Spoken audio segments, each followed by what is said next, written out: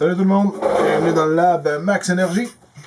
Aujourd'hui, je vous présente une petite capsule énergie renouvelable, pas vraiment solaire, mais je voulais juste vous présenter une petite machine. Là. Il y en a qui l'ont déjà remarqué probablement.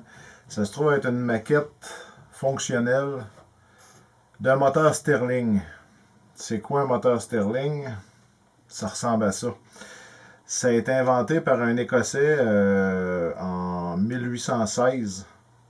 C'est un moteur, dans le fond, qu'on dit à combustion externe.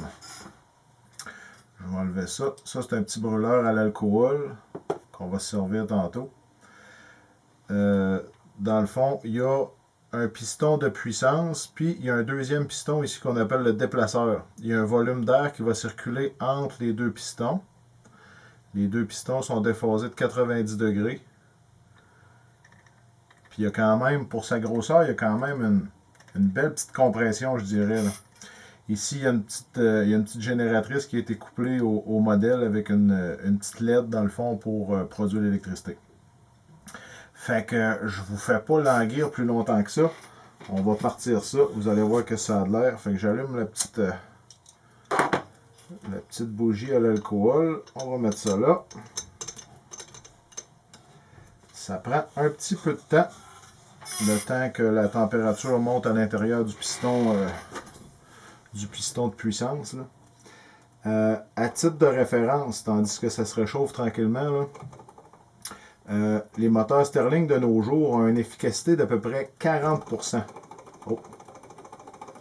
C'est parti.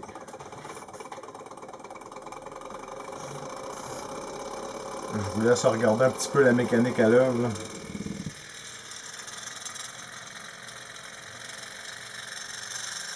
Je vais l'éteindre.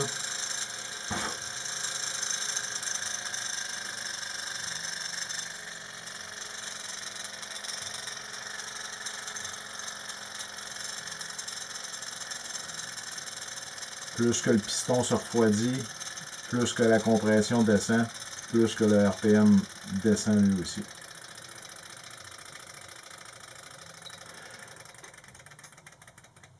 Et on est installé. Là, peut-être que si je redonne une petite tape, il va en faire encore un petit peu, mais on le rallume. Fait que, comme je disais, 40% d'efficacité à peu près. Si on compare ça à un moteur à essence là, qui est à combustion interne, ça en passant, on appelle ça un moteur à combustion externe parce que la flamme est à l'extérieur du moteur et non pas dans le moteur.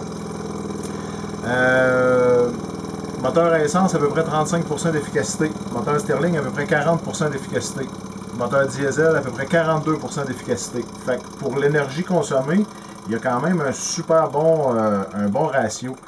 Par contre, vu la nature un peu dure à contrôler de ce moteur-là, c'est un peu dur de couper son apport en chaleur. Fait que c'est pas un moteur qui est extrêmement utilisé, mais il commence à être utilisé de plus en plus en énergie renouvelable. Avec raison, parce que de plus en plus développe avec le soleil. Il y a des Américains qui ont réussi à rendre un prototype de Stirling solaire avec un concentrateur, qui est une grosse coupole avec des miroirs. Les rayons du soleil sont focusés sur la partie de combustion externe dans le fond du moteur. Puis ils sont allés chercher quand même une efficacité de 31,25%. Ce qui est assez non négligeable. Puis même principe que ça, le moteur couplé à une génératrice qui fait du courant. Juste comme référence, avec des panneaux solaires, on va chercher environ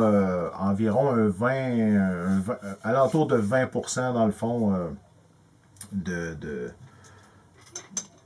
d'efficacité, si on veut, là, pour le soleil. Qu'est-ce que je voulais vous dire d'autre là-dessus? En comparative, si on compare ça avec un moteur électrique, là, le moteur électrique, lui, a une efficacité de 100% et plus. Pas 100%, excusez, 99% et plus, donc presque 100%. Mais ça reste que c'est une super belle petite mécanique. Et je voulais vous montrer ça. Vous allez pouvoir dire que vous avez vu au moins un moteur à combustion externe au moins une fois dans votre vie. si jamais vous voulez le voir live, vous me connaissez, on se rencontrera un moment donné, ben, je vous montrerai ça fonctionner en live. Fait qu'on laisse ça arrêter. C'était juste ça pour la petite capsule énergie d'aujourd'hui. C'est beau. Je me tente pas de voir marcher ça. Moi. Oh, ça manque d'huile. On se repogne. Ciao, bye.